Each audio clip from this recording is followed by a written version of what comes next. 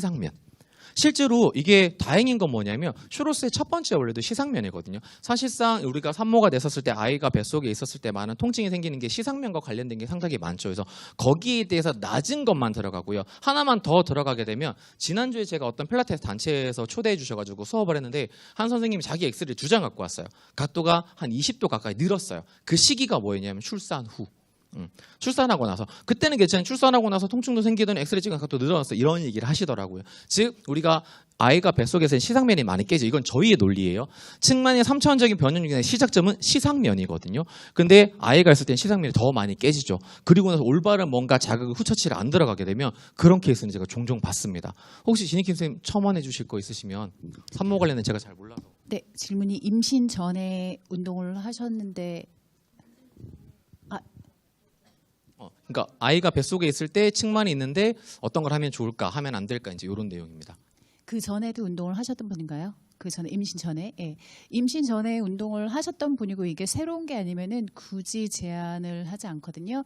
다만 저 같은 경우는 제 관점에서 봤을 때 그 슈로스 아니면 뭐 측만 특화 운동들 중에서 호흡이 굉장히 좀 강한 이제 그 엑셀레이션 할 때 호흡이 강한데 임신했을 때 보면 이제 골반 기저근이 임신 자체로 많이 약해질 수 있거든요. 그래서 그런 부분들도 조금 그 보완을 할 수 있는 운동을 같이 동시에 진행을 한다면은 굳이 멈출 필요는 없고요.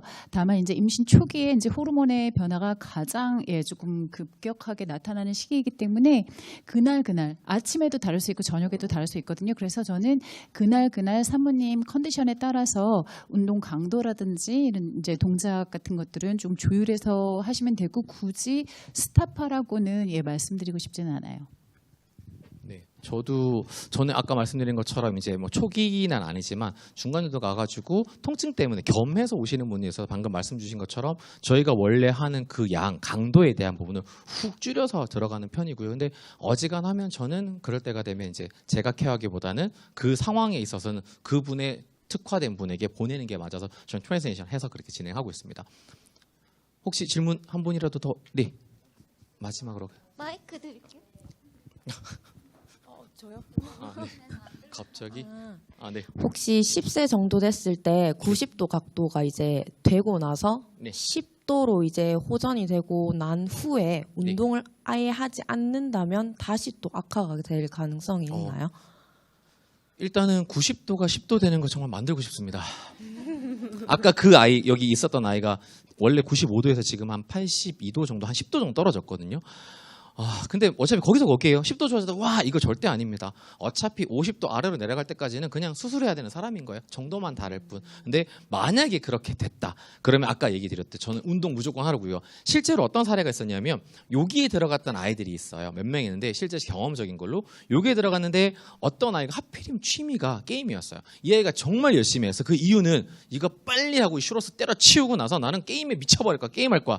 엄마의 조건은 네가 각도가 여기에 졸업 예정자에 들어갈 때까지는 너는 컴퓨터 안 돼 였어요. 목적이 거기까지 좋았죠. 근데 끝나고 났더니 약속을 했잖아요. 지켜야 되죠. 완전 아이가 게임에 빠져버렸어요. 위험률 10%였는데 얘가 다시 여기까지 돼서 온 경우가 있습니다. 그래서 이것 또한 저희는 협업이라고 생각을 해요. 만약에 어떤 고각도가 왔는데 열심히 잘해서 그 아이가 10도 대 혹은 20도 초반 그래서 위험률 10%에 들어갔어요. 그때 저는 아까도 얘기했듯이 정말로 운동을 권합니다. 그때 이게 잘 이어져서 선생님들이 그걸 받아서 잘하면 실제로 또 반대로 그런 경우 있어요. 제 말을 듣고 운동센터 운동 열심히 했어요.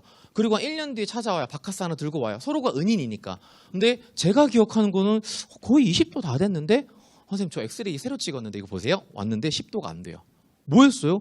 선생님 운동하라면서요. 그래갖고 아는 필라테스 선생님 너무 잘해주셔가지고 했는데 이렇게 됐어요. 와 너무 잘했다. 저는 그래요. 그러니까 아무것도 안 하는 것만 하지 마라 그래요. 심지어 춤추고 싶어? 춤춰 그럼. 위험률 10%라면 춤추든 뭐 산에 가든 수영을 하든 뭐라 상관없어. 무조건 안 하는 것만 하지 말라고 얘기를 합니다. 그런 아이들이 다시 오는 경우는 논문상의 10%지만 제 경험적인 근거는 없고요. 다만 그 상황에서 안 좋은 자세를 너무 유지하고 패턴을 즉 비대칭적인 상태를 너무 강하게 계속 만들어서 본인 스스로가 허리티 버커넷 맞추게 만드는 그런 악순환 논리에 자기 자세를 이렇게 만들어 버리면 그러면 다시 백하는 경우도 있긴 합니다. 그래서 제일 중요한 건 여기예요.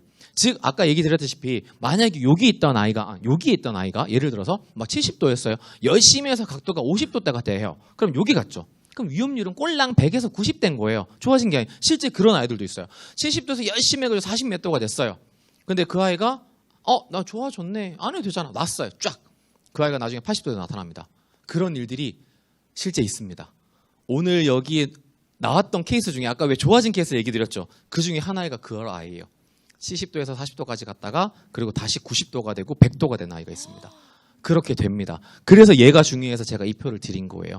여기에서 여기 간 건 큰 의미가 없는 거예요. 아까 제가 얘기 드린 90도 아이가 80도가 된 거 너무 대단한 일이죠. 너무 고맙죠. 근데 위험률 이 연구 결과로 보면 별 차이가 없는 거예요. 완전히 줄려면 50도 언더 내려가야 됩니다. 그래야지만 즉 10% 여기까지 가야지만 제 올해의 목표이기도 하고 부디 올해 이 싸움이 그 아이에게는 끝나게라는 게 제 바람이고 소망입니다. 네, 일단 시간 다 됐기 때문에 여기서 마쳐야 될 것 같고요. 나머지 궁금하신 내용은 아까도 얘기했다시피 저 친구 늘리고 싶어요. 친구를 더 늘리고 싶어서 알리고 싶고 여기에 슈로스 좀 그냥 다 S예요. 제 시리즈는 다 S예요. 제가 좋아하는 운동 수영이고 그렇죠. 슈로스 하고 있고 그렇죠. 그래서 여기에 궁금한 거 남겨주시면 저도 오전에 그 정유 교수님 말씀드렸던 것처럼 바로바로 답은 못 드려요. 최대한 빨리 드리겠습니다. 오늘 긴 시간 너무 고생 많으셨고요. 오늘 스스로에게 그리고 저희 모든 스태프들이 위해서 마지막으로 크게 박수 한번 치고 말하겠습니다. 감사합니다.